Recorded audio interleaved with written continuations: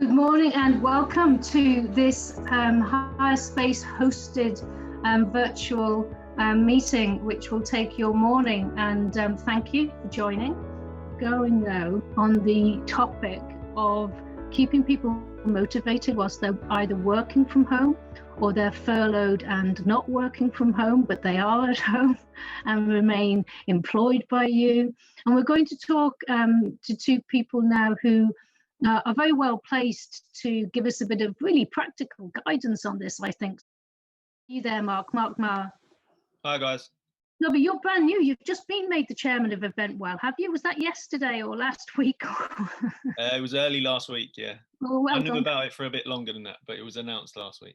Well, good. Congratulations. Congratulations. So I want to speak to Louise first, if I can. So, because you run a business called Fixer and you've been dealing with remote workers long before we found ourselves being remote workers. And so this is your métier, isn't it, really? So as you see us all start to work from home, what are you observing about how we're doing it and what could we do better? I think it's communication is key.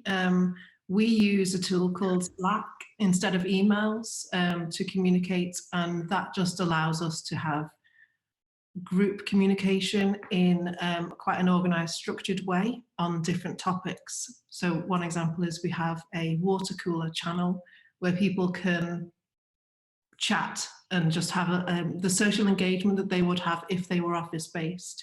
And I think it's quite a challenge if you don't have that set up where you can have a chat with someone if you're just basing your whole workflow on emails.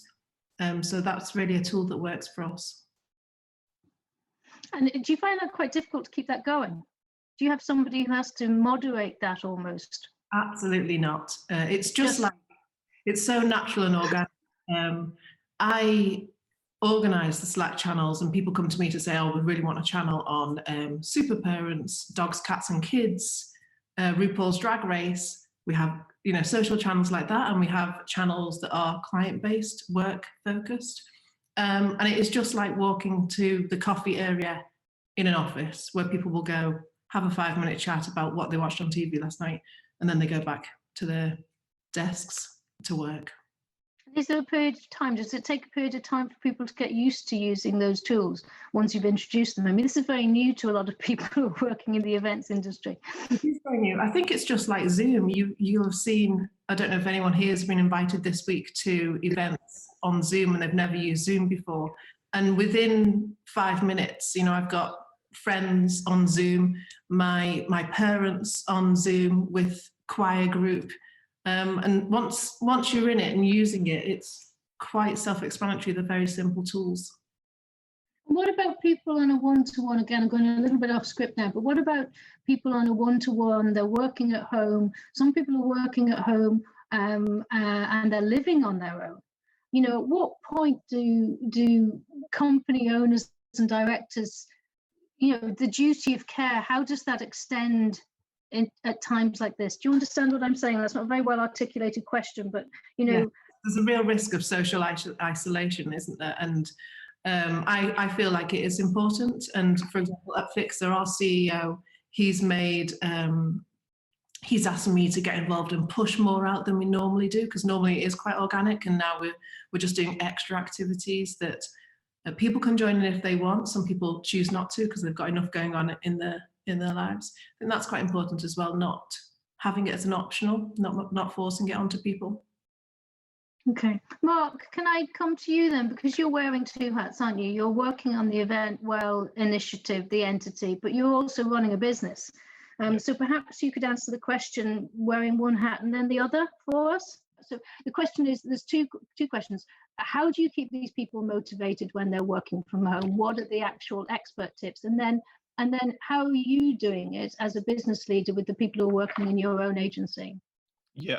I think one of the things to remember is that throughout all of this, the ingredients for what you need they don't change very much. It's just the mediums through which we achieve those things change.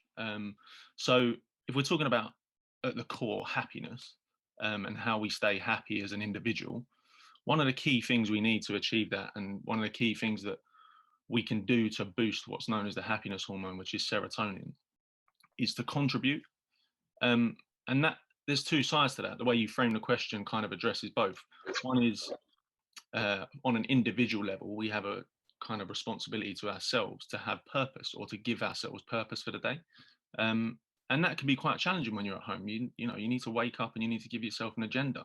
And if you're one of those people that is on furlough, maybe your agenda needs to change a little bit. Maybe we take the time to learn a language, or learn that instrument that, you know, we've always wanted to learn, or perhaps we work on some online courses that will make us better at our job when we do eventually go back. That's up to you. But the key thing is to give yourself purpose and feel like you're contributing to something on a daily basis.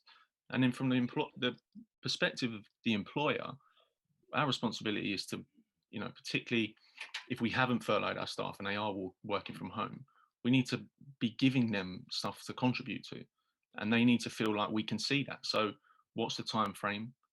What are the deadlines? How is this task that we're giving them virtually contributing to the overall goals of the business? And they need to feel like they're still contributing to the business. And if they are on furlough, well, you can't communicate to them about stuff like that. You need to change it, but that doesn't mean you can't communicate to them about social culture and about self-care and about other things that they can be doing on a daily basis. So from the point of an employer, I think it's important to continue to give your employees purpose and stuff to contribute to on a daily basis. And from an individual point of view, you need to fill your agenda with stuff that's going to make you feel like you're contributing to something outside of yourself. Thank you. Louise, can I just come back to you with one last question before we go to Ed for questions from the forum? So is there a danger that this is all a little bit patronizing, that, you know, that people feel patronized by some of the communications? So that's one half of the question. And then the other half is there a danger as well that, you know, the pressure to learn a new language, learn a musical instrument, do, you know, bake sourdough, that it's all just too much, and that getting up in the morning and getting dressed like everybody here has done is probably just enough at times like this? Can I bring that question to you, Louise? I think it's really key just to ask, you know, and not assume. So, you know, we do polls, dead easy polls. As I said, we use Slack. We just do a simple poll and ask, well, how can we support you? Okay. And people come back. Good and answer. Yeah. So, for example, we have a group of parents who work at Fixer, and we talked about how we could support everybody and reassured them, you know, it's okay that your children are there on a call. We have calls like this on Zoom, and children sitting on people's knees. That's fine. Just letting them know that that's fine. Everyone's in the same boat, but we recognise it's hard if there's homeschooling going on, that they've got to be kind to themselves at this point.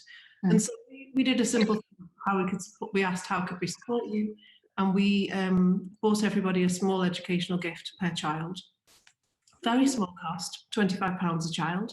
And it just gives them a break, gives them a little bit of breathing space, and we got incredible feedback from that. So ultimately, I think not to assume and ask people, how can you help? That's a very good grown-up answer. Thank you. Just ask people what they need, of course. Ed, let's go to you. Are there questions in the Glisser room that we need to answer before we let Mark and Louise go? So questions from the audience. So most upvoted is in-house events organisers in the lucky position not to have been furloughed. How do you keep motivated when everything you've been working on is cancelled? Mark, do you want to have a go at that? I mean, that's a tough question. I mean, first of all, I have to empathise with that question. I think one thing to remember is that by and large, we're all in the same boat. Everyone's world has been turned upside down, in the sense that we started the week with a to-do list and a cluster of things in our head that we thought we were going to go to work and execute on, and those things no longer matter for the time being. The important thing, which is kind of what I was getting at with the last answer, is replacing those things with new and exciting tasks to do. We can't let ourselves become complacent and, for want of a better word, lazy, because understandably, it's quite easy to do, to wake up and you don't physically need to travel any further than your living room. There's no movement necessary in your day. There's no impromptu engagement with other human beings. You have to physically and mentally go and seek it out. But those are the things that are still important to our mental health and well-being, and we still need them. And we just might need to try a little bit harder to go out and get them. And that applies to sort of to-do lists and creating new tasks and stuff that we care about to do every day. So. It's a little bit of survivor's guilt as well. That's a terrible way of putting it. But, you know, a little bit of, you know, the people who were furloughed feeling that they were the first and most dispensable people. And for the people who weren't furloughed, who remain feeling just awful, and particularly around this point of, you know, communicating with people who are still part of your work community but not actually at work or able to work. Mark, can you just comment on that? Is there a sense of being kept on and you're not wholly busy, that it's unfair and you feel bad? And well, I mean, one thing my mum taught me at a very young age is that guilt is a wasted emotion. So there's no point feeling guilty about it. But I think taking on, and I'm in this position as a director, whereby what I do between now and when everything potentially goes back to normal is going to directly impact the availability of jobs on the other side. And so if you're someone that is lucky enough to have been kept on, you have a responsibility to the rest of your team that might not have been as lucky, to do your job well, so that on the other side of it, they might have the chance to come back to their jobs as well. And I don't want to be dramatic, and I don't want to make people feel too much unnecessary pressure, but you could see it as you know, an opportunity to be a leader, and you know, to really contribute to your wider team, some of which can't come to work now. And the way you conduct yourself on a daily basis is going to impact their lives over the next few months. It's a good answer. It's a good answer, but it is also hard, isn't it? If the role that you've been left with is one of selling, because now is a really hard time to actually start to sell, because it appears to the people on the other side as being just something that's quite crass. So there is that's difficult, isn't it? Of course it is, 100%.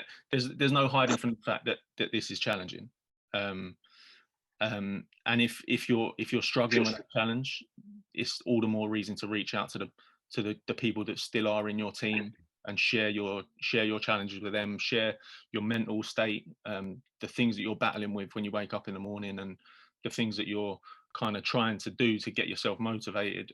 Sharing all of that stuff's important as well. But the reality is, some of us still have important jobs to do. And if we pull together and do it, then, you know, it'll help everyone else when things sort of start turning around. So. Thank you. Ed, is there a last question before we go for a break? Last question from the forum. Yeah, here's a question. How do you give staff honest reassurance about redundancies when you yourself are not sure what's going to happen in 3 months' time? Louise, you're shaking your head. Do you have an answer to that question? I'd say don't give reassurance.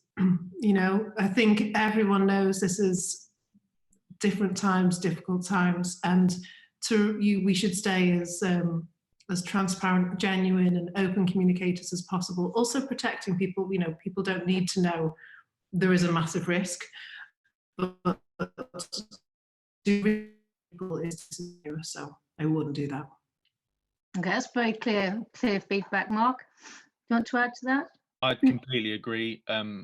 You don't know what you don't know. And I don't think any bosses or managers or owners of companies should feel unnecessary pressure to have all the answers right now, because the word of the moment is unprecedented, and it really is. So don't overcommit, don't overpromise, but equally communicate openly and honestly about the challenges you're facing, and you know, there's no harm in having an open book in this situation, I don't think, with your staff. Lovely. Thank you. I've got Jane and Martin still on. I wondered, do either Jane or Martin want to comment on that? Martin. My personal view on that is to not patronise. You can't reassure because we don't have the facts. That's the That's the sad reality. But there is a message out there that you just have to keep going with what you do, and to follow the news and to follow the advice, and that we will all see the picture emerge at the same time. Everyone still matters, and by virtue of the fact that they're either still working or are furloughed implies that they are valuable. They weren't made redundant, so they still have a purpose. Good. That's really good grown-up advice from all three of you there. Thank you very much indeed. I think the takeaways that I have are: be authentic, be yourself, be kind, above all to other people. At this moment in time, you don't know how the crisis is impacting on people who you're working with and colleagues, but that there is light at the end of the tunnel, Richard, not a train coming towards us the other way, and that the event industry is an extraordinarily resilient group of people, and there will be good times ahead for all, including venues, moving forward as we navigate our way out of this situation. Have a super rest of day. Take care, and we'll see you through another higher space opportunity very soon. Thanks a million.